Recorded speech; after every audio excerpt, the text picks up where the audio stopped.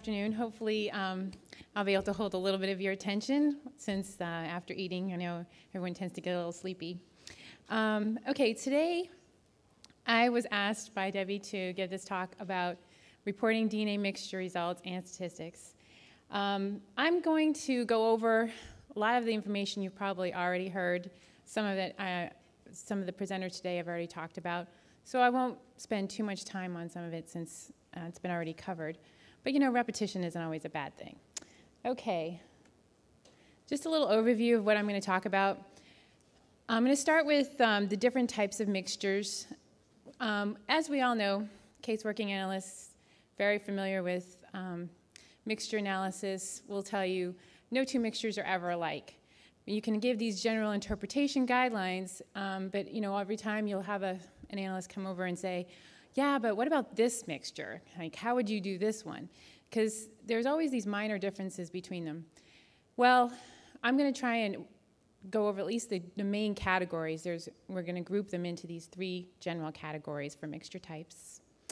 And then I'm going to talk about some of the options that are out there, according to the SWGDAM guidelines, for reporting these mixtures. And that includes some of the different types of calculations. I'm not going to get into any specifics on calculating them because that's already been covered. And what stochastic alleles are, and basically how we deal with them in the laboratory. And I'm going to talk about report wording. I'm going to give some general report wording for some of the statistical calculations that we do not perform in our laboratory, but just some general ways you can report some of these other types of statistics. And I will also talk about practical examples. I'm going to give some examples of actual casework samples and how we worded them in our laboratory at the Palm Beach County Sheriff's Office. And of course, if there are any questions, I'd be glad to answer those at the end. All right, what is a mixture? This question at first seems very straightforward, kind of obvious. According to the SWGDAM interpretation guidelines, it is when three or more loci are present at one or more, three or more alleles are present at one or more loci, and or the peak height ratios between a single pair of allelic peaks for one or more loci are below the empirically determined heterozygous peak height ratio expectations. At the Palm Beach County Sheriff's Office, whenever we have that peak height ratio difference of, we use 60%, then we call that minor allele, and we put that in parentheses. So essentially, if you see one minor allele at one locus, is that a mixture? Well, that's a good question. I mean, according to this, it could be a mixture.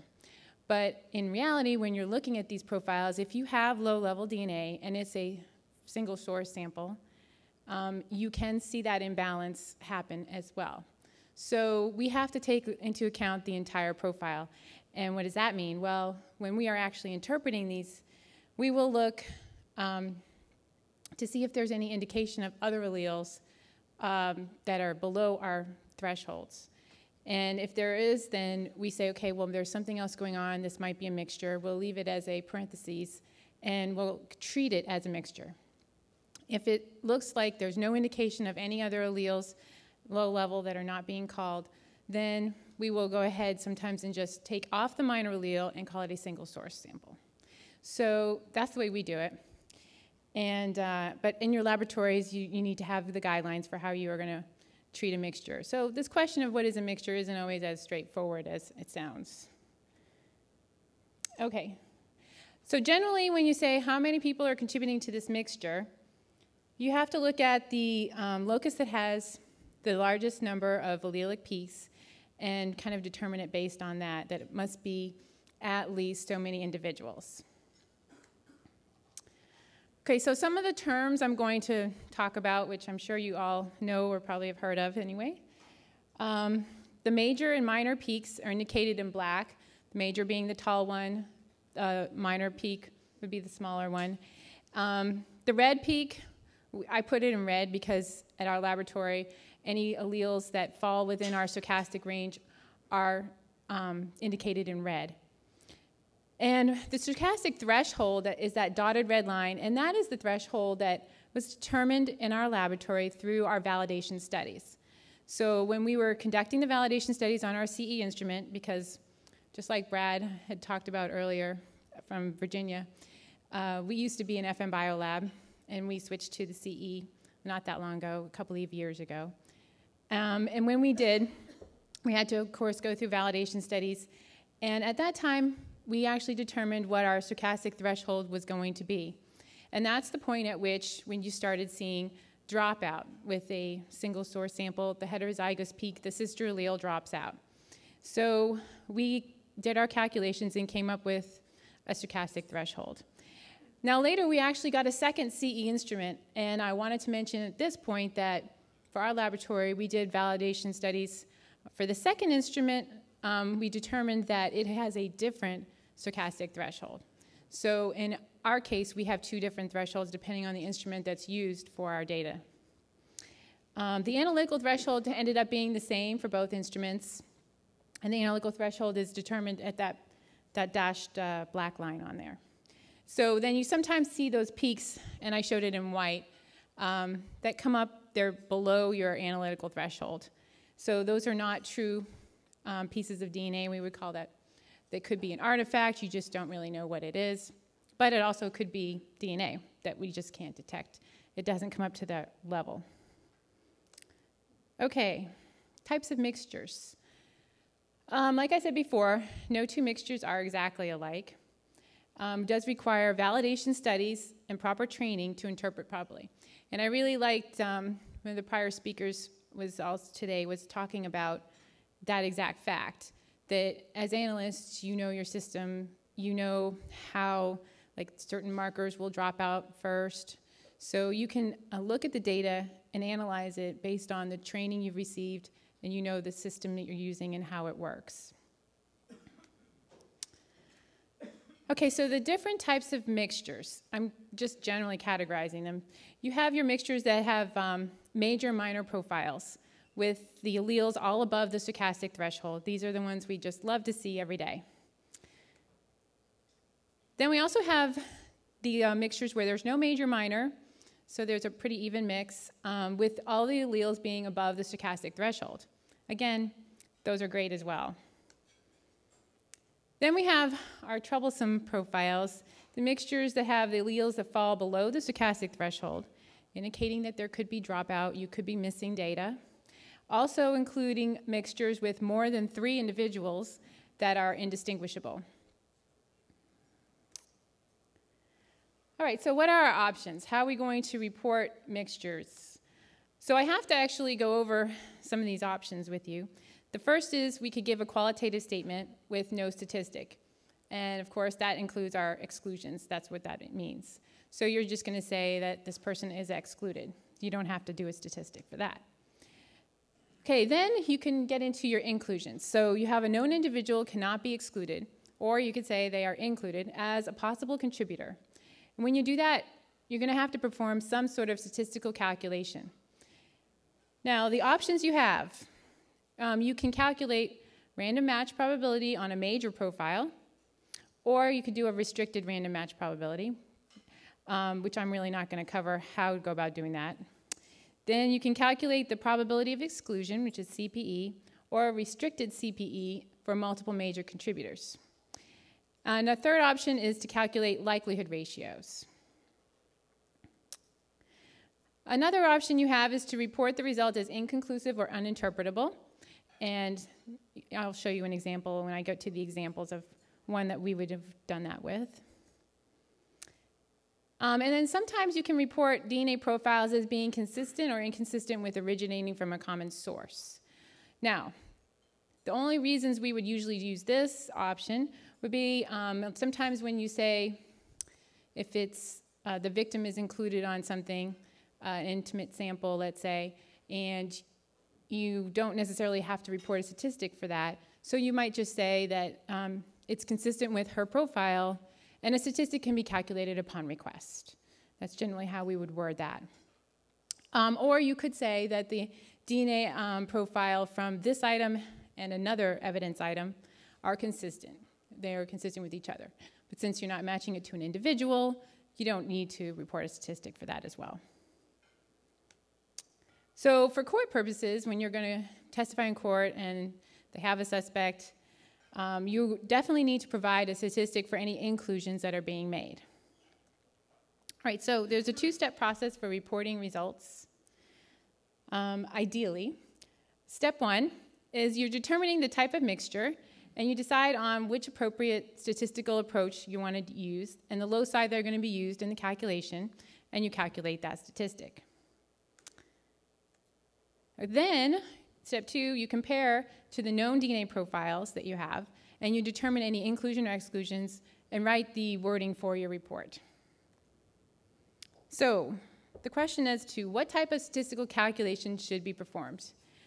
Okay, well, the answer to that really depends on the type of mixture, for one, but also it depends on what your laboratory's protocols and guidelines are, because you have to follow those. So if your laboratory doesn't perform likelihood ratio calculations, then you can't calculate those. All right, so random match probability is one option, and for that, we use it on major profiles, and I think most labs do this too, and deduced profiles from intimate samples. And an intimate sample at PBSO, where in our lab, we consider intimate samples to be anything that comes from a known individual directly. So it would be taken from their body. Body swabs, vaginal swabs, oral swabs, rectal swabs, but nothing else like clothing, including panties, none of that is intimate. So we would have to report statistics on everyone that's included in those stains. But if you can deduce a profile from an intimate sample, then the deduced profile essentially becomes a single source sample, and then you can do RMP or random match probability on that. Also, you can use this RMP approach with mixtures as long as you're assuming the number of contributors, and that would be the modified RMP approach, which I'm not really going to go over much. The CPE, or combined probability of exclusion, or CPI, is used generally for non-distinguishable mixture profiles. So that would be the ones where they are all pretty much even. Or you can use it for a minor profile from a mixture that has a major minor. So you would, for those samples, you would do RMP on the major profile, and then you would do a CPE for the minor profile. That's the way we do that at the Palm Beach County Sheriff's Office. Then another option is to do likelihood ratio. Those can be done with mixtures as long as you're assuming the number of contributors and only alleles above the stochastic are utilized. So random match probability is used consistently for single source profiles, but we're here to talk about mixtures. So you can also use it for major DNA profiles from a mixture and intimate samples given a reference standard of the owner. So you can basically deduce out, like I was saying, and you treat that as a single source profile. Okay, it also can be used for indistinguishable mixtures as long as you're assuming the number of contributors. You can use data that falls below the stochastic threshold in that case. So here's just a general equation. I know you guys have seen this a lot. So single major contributor. So like we talked about earlier today, you have options and when you have data that falls below the stochastic threshold. At the Palm Beach County Sheriff's Office, we choose to not use the locus for statistical calculations. Application of indistinguishable mixtures. Modified RMP is an approach that's relatively new term.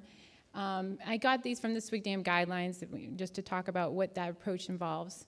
It is acceptable as long as there's an assumption as to the number of contributors and you clearly note that in the report. You can also apply a restricted approach that uses the peak-height ratio information to eliminate certain allelic combinations. And that way you're only doing it on the ones that you assume, basically you're deducing out the profiles from there. This approach does allow the use of stochastic alleles under certain conditions. And here's general report wording, and I will thank Todd Bill for generously giving me this information. Assuming n number of contributors, So that's how he starts out the report wording. The probability of randomly selecting an unrelated individual who could be included as a contributor to the mixture obtained from whatever it is, a swab cutting, is listed below for the following populations. And he listed, those are the 3 populations that they use. Now CPE, or CPI, they're just inverse, is also known as random man not excluded. And it's just the probability that a random person or unrelated individual would be excluded as a contributor to the observed DNA mixture. This does not require an assumption as to the number of contributors to the mixture, so that's one of the advantages of using this particular calculation. And it also assumes, though, that there is no allele dropout. And that's the key, because that's why we have to exclude loci. If you see any alleles in red that are in stochastic region, then we cannot use those loci in our calculations. It also assumes that all contributors are unrelated. So if you do have a case where you have related individuals, you might have to have some other type of calculation done. And all contributors must come from the same population group as well. But the main critique of it is that it does not utilize all the data's probative value, because you are excluding a lot of data and not looking at it. So some of the uses for CPE or CPI is for major minor contributors that cannot be determined based on unambiguous profiles. So you can't actually say these are indistinguishable profiles. You can't say that there's a major or minor. You can also use it for the minor contributor to mixtures, using all of the alleles present for each locus that does not have stochastic alleles. So unless you want to use this, there is a restricted CPE option that the SWGDAM guidelines mention. So you can do that if you would like to use that for multiple major contributors. You can also use CPE if the number of contributors cannot be determined. And this just kind of talks briefly about the general formula for calculating CPE. And the 2 types that they are mentioned in the guidelines are the unrestricted. That's the kind that we use at the sheriff's office.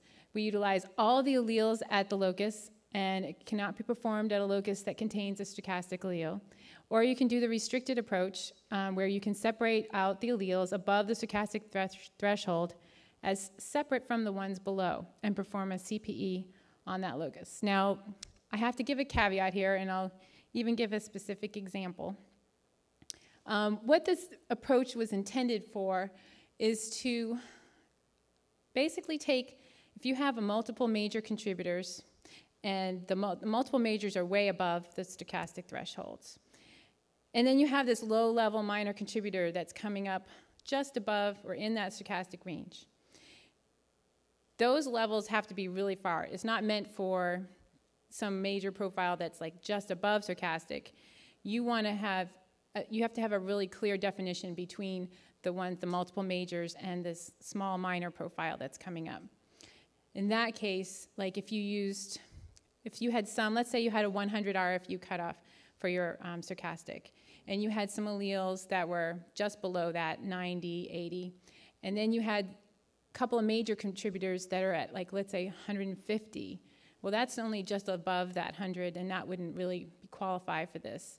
They're saying, like, if you had some at 1,000, 2,000, and then you have this 100 RFU thing showing up at the bottom, then you could use this restricted approach. And basically, you're treating it as the 2 multiple majors are kind of separate from this third person that's coming in below. Okay. So likelihood ratio is another option. Likelihood ratio was discussed earlier in great detail, so I won't go into too much, but it's a ratio of probabilities. They are both conditional, meaning that they're based on a hypothesis. So we express that as the probability of the evidence numerator, probability of the evidence if the sample originated from the suspect, and then the denominator, probability of the evidence if the sample originated from 1 or more unknown individuals. So for calculating, it uses general formula given below. You must assume the number of contributors to the mixture and likelihood ratios. And the loci used for the calculations should display no indication of allelic dropout. And it also assumes that any unknown contributors are not related. So this is general report wording for likelihood ratios, and I'm generalizing because we don't use likelihood ratios at the Palm Beach County Sheriff's Office. But you would say something to the effect of the probability of the evidence is so many times more likely, let's say 60 times more likely, if the stain came from the suspect than if it came from an unknown, unrelated individual. So here it's important to note that it's not appropriate to state that the probability that the stain comes from the suspect is so many times greater than it coming from an unknown individual. It may not sound like it, but there is a difference in the wording for those things. So it's important to state it the way it is at the top there. Okay, some considerations when writing reports, meaning these are things that we're going to discuss that are not necessarily every lab does it the same way. So some labs do use what's called source or source attribution statements. We do at the Palm Beach County Sheriff's use the source statement. And source is it's okay to use that statement as long as you are qualifying it. So you have to clearly state in your report what that term means. So in our reports, we have a notes section at the bottom of the report, and that notes section will state source attribution denotes that, I'm not sure the exact wording of it offhand, but something to the effect of that it denotes that the statistical calculation that's done, because we still do the statistical calculation, is more rare than 1 in 300 billion. That's the cutoff we use for all 3 populations. So you're saying that, yes, I have a number, I have a statistic, I'm not presenting it in the report. Basically, I'm going to say that it's scientifically unreasonable to think anyone on the earth would also have that same DNA profile based on those statistics that we did do. And a lot of times when we go to court, we always have to explain this. What does source mean? And then the prosecutors actually like it because then they get to say, oh, well, did you actually calculate the statistic? And then we say, yes. Can you write that out for us? And then we have to write it out with all the zeros and the quintillion or sextillion it is that the real number is.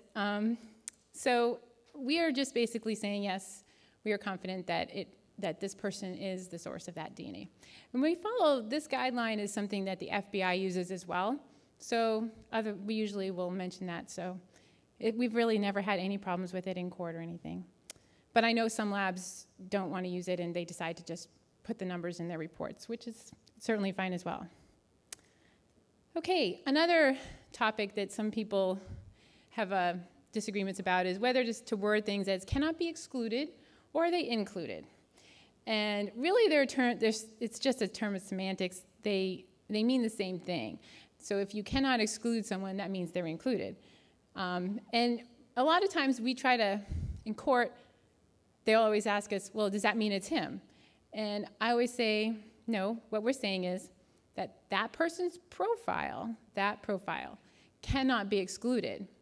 I'm not saying that it's him, because then I would be saying that he's the source of the DNA. So we actually have to try and just explain to them that it's just that their profile happens to match at all these markers, or they're included at all these markers, so we cannot exclude them from the mixture. And there's also some ways of looking at this. This cannot be excluded versus included has connotations to it, because some labs would just say, well, then why don't you just say they're included? Okay, well, cannot be excluded, it kind of infers you're trying to exclude them, like that's your intent, versus included. When you say they're included, well, then people might think, well, that means you're trying to include them. So I think there is some sort of appearance to the words that it gives, connotations. We use cannot be excluded at our laboratory. Make sure to include, though, in your reports any assumptions that are being made in the wording. So make sure that that's clearly noted. And exclusion conclusions, of course, don't require statistical analysis. All right, so now I'm going to talk about some practical examples. These are just, I make a little caveat here. Following examples are only possible wording. Sometimes wording changes, even in our laboratory, we change every so often, every year or so, how we report some certain things. We tweak it, like we don't like the way it sounds, or we want to report it slightly differently. So here's an example, example number 1. This is a simple major minor with no stochastic alleles. And if you notice, it says mixed blood B at the top, because this was a training sample, of course, because we hardly ever see this in real casework. But this is a mixture, and there is a clear major minor in this particular one. And your options would be to report CPE, RMP, or likelihood ratio. We would report the RMP for the major and CPE. And these are the standards that go with it. So after you look at it, because you can do statistics on the whole thing, you could clearly see in this case that standard A is the major profile, and standard B would be the minor. Okay, and how would we report that? In this case, a DNA profile was obtained from the blood stain and indicates the presence of 2 individuals. So here's our statement, our assumption right now. Well, we're assuming this is from 2 individuals. And we're saying the victim is the source of the major DNA profile, because that's what the calculation would show. And the suspect cannot be excluded as a contributor to this DNA mixture. And then we have our CPE statement, which is that the estimates of this combined probability of inclusion, and then we explain what that means, i.e. the chance of selecting an unrelated individual at random that would be expected to be included for the observed DNA mixture profile is approximately, and we have 3 population databases that we use in our laboratory that come from the South Florida area. And I put a little note there, I don't know if you can read that at the bottom there, but the source attribution statement indicates an RMP of less than 1 in 300 billion for all 3 population groups. Okay, now on to something a little bit trickier. This one would be a major or minor with stochastic effects going on. So here you can see in this example, the alleles that are in red, those are the ones that are falling within that stochastic region. And we have major or minor because you can see the parentheses. And this came from a real case. This was outside of the suspect's shorts. So options. For the suspect, you can do the major DNA profile. You can do RMP. And the victim would be the minor DNA profile. And here, for that one, you could use CPE on the minor, or you could do likelihood ratio at 4 loci, where there's no stochastic alleles. Or you could calculate a restricted RMP, assuming a 2-person mixture. And these are the 2 standards that go with it. And so you can see as you go along the major profile. So the major profile can, in our particular laboratory, we could do RMP on the entire major profile as long as it does not go into the stochastic range. So even the alleles that, for example, at CSF, there's a 9, 10, 12. The suspect is a 10, 12, and that's not in red. So if it's the major profile, we can use that in RMP calculations. So only when you're doing CPE, you can't use any of the loci that have stochastic effects. So the only ones you could do CPE on are the 4 that I highlighted in pink. All right, example number 2. The report wording for this one, that's the example I just showed you, would be, in our reports, a DNA profile was obtained from the outside of the suspect's shorts and indicates the presence of 2 individuals. And we start with suspect is the source of the major DNA profile because there is a major and matches him. And the victim cannot be excluded as a contributor to this mixture. Now, this second statement, B, that's how it was actually reported on the report. We have since changed how we're doing some of this now, and when a victim is included on, well, in this case it still would be, but if a victim is included in an intimate sample, we will now just say that a statistic will be calculated upon request. So that's certainly an option there. But here we're stating the victim cannot be excluded as a contributor, and we give the estimates of the CPI. calculation. Okay. A third example is one which is a mixture that has no major or minor profile. So it's pretty much, this is the same case. The inside of the suspect's underwear. In this particular case, the profile we got didn't have as much stochastic effects going on. There was only 3 loci that you can see have any red alleles in them. So we could perform a statistic on all of the loci that are highlighted in pink there. And for this one, since we have no major minor, we, at the Palm Beach County Sheriff's Office, we would do a CPE calculation. But another option is to do likelihood ratio calculations for all loci that do not have the stochastic alleles. That's 12 of them.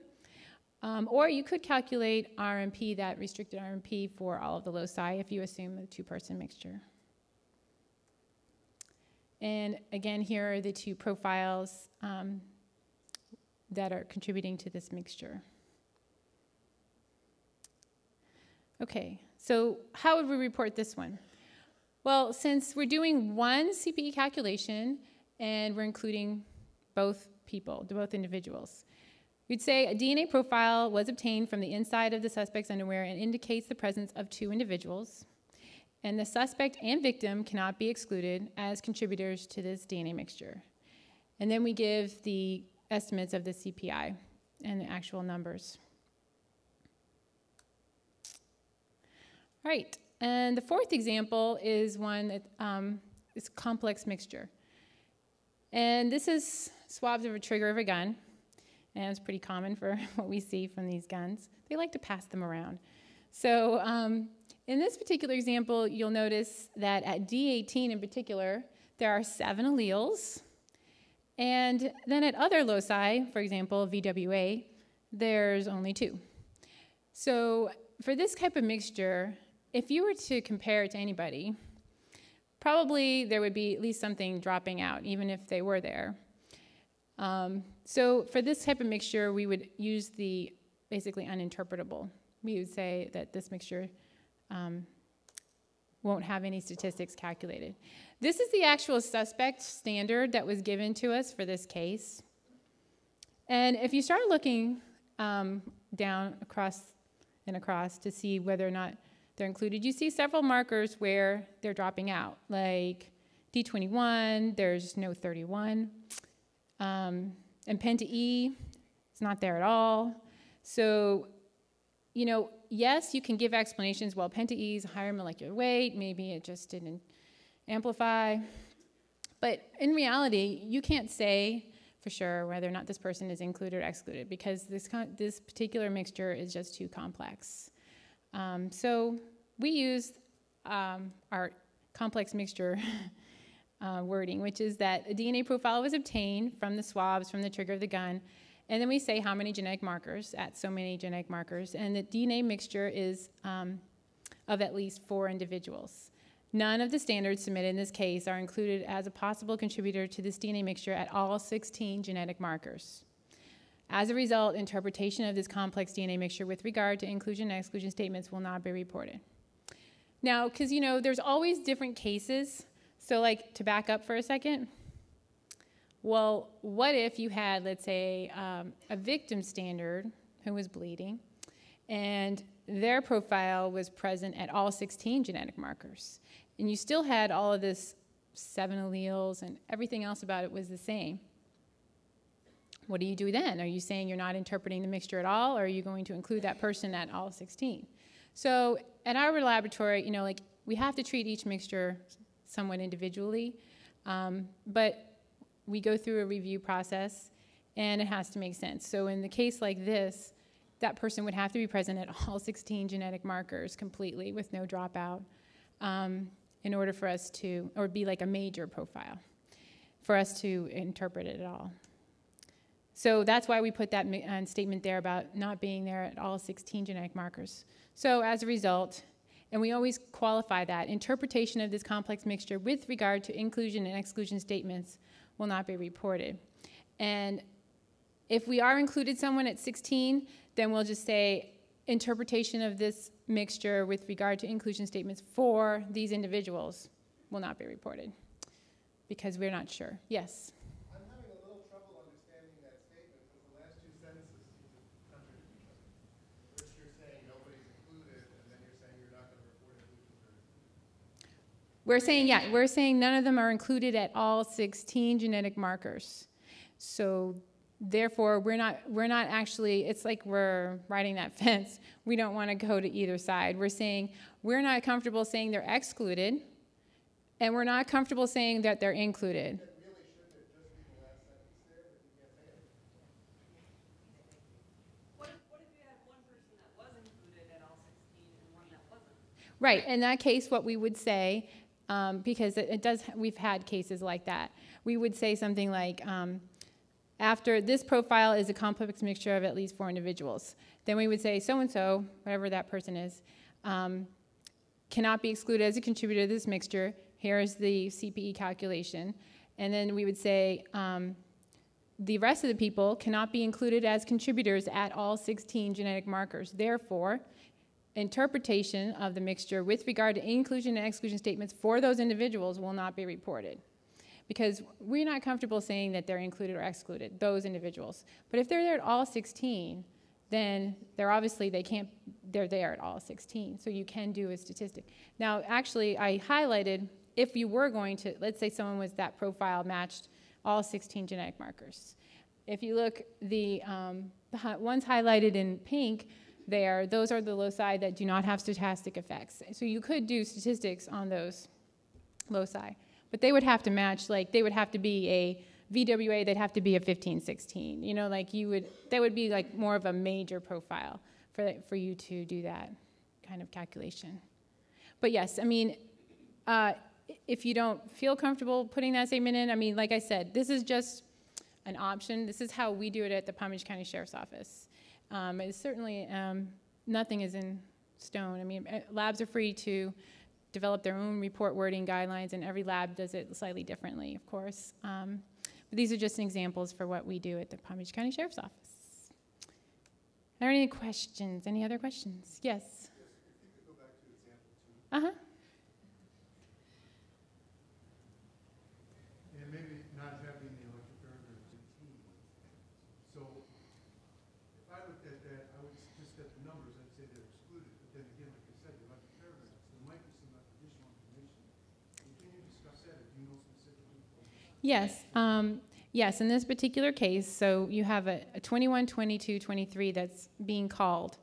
And the 19 was actually there, but below our analytical threshold. So we can't use that for reporting or anything. But we look at it as far as like, well, we can't exclude them from that particular marker. They're part of their DNA profile is there. The 21 is showing up. So this is where I was saying the analyst experience and everything comes into play. You know, FGA, it's one of the higher molecular weight markers. Dropout will occur there. And, you know, that's the interesting thing about stochastic thresholds, too. Dropout does occur above the stochastic threshold, even with single source samples. So you see it happening anyway. Just because everything's above doesn't necessarily mean dropout didn't happen. So that's just something we have to look at when we're analyzing it. Any other questions? I got a question. Do you have any procedures in place to call out a major versus a minor contributor in a mixture? You know, we don't, except with the exception of deducing profiles for intimate samples. But certainly, if you can do it with an intimate sample, I mean, you can also try and deduce out profiles if it's, you know, with non-intimate samples. And if you can, you know, that's another, to pull out majors and minors. That's another approach, but we don't do that in our laboratory right now. I know that we are going to be moving to likelihood ratios in the next year or so. Yes, Brad?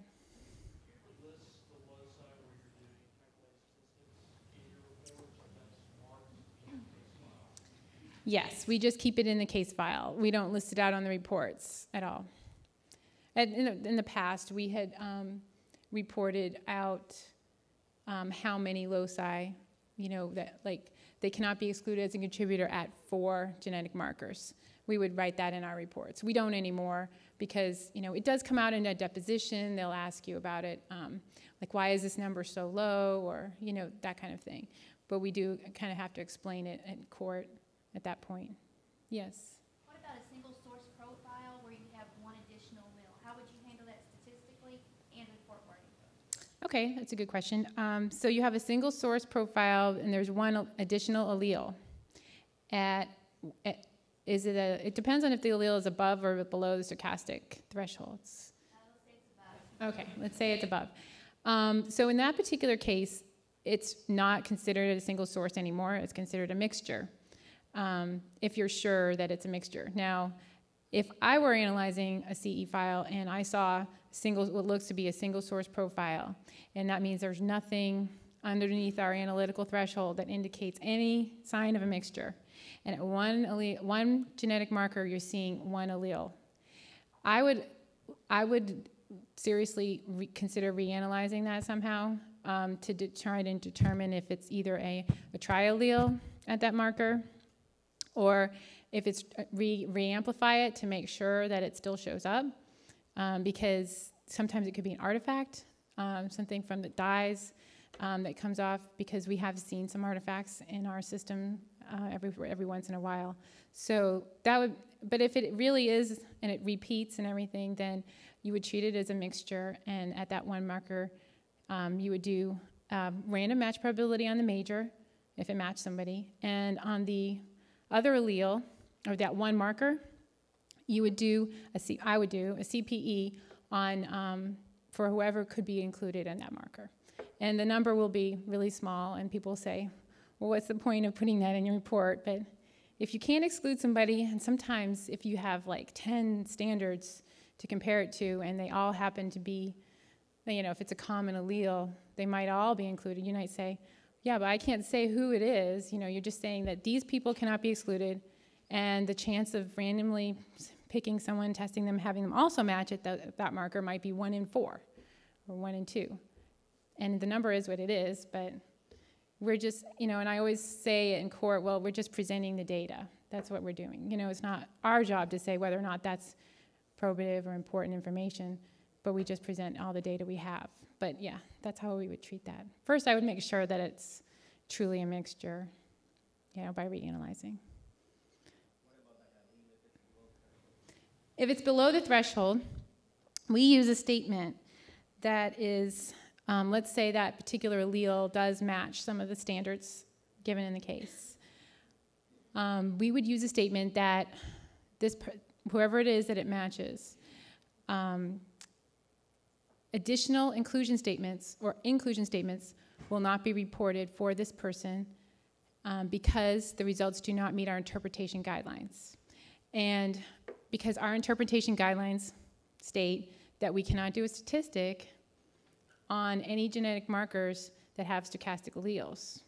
So since that allele would be in stochastic, we wouldn't be able to do a CPE calculation for that particular marker, so we cannot include that person.